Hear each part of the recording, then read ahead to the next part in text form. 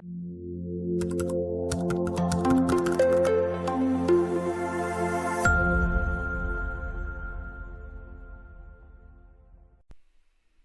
we get into the syntax of building dictionaries in Python, let's talk a little bit about the contents of a dictionary. So again, a dictionary maps keys to values.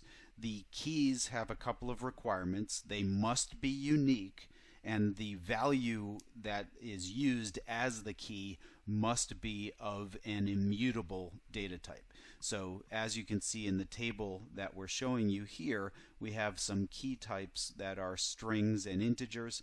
The value types can be whatever you want. They can be mutable or immutable. So these are just some examples of potential key value pairs. So we could map, for example, a country's name over to its internet country code.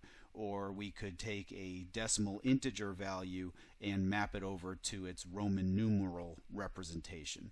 Or for a state in the United States, we might have a list of corresponding agricultural products. And you can see a number of other ones here in this table as well.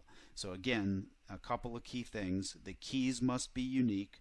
The keys must be immutable, so that we can be guaranteed to find the corresponding value again in the future. And the values are not required to be unique. In this right-hand column here, you can have whatever values you want for each individual key, and the value types can be of either mutable or immutable types in Python.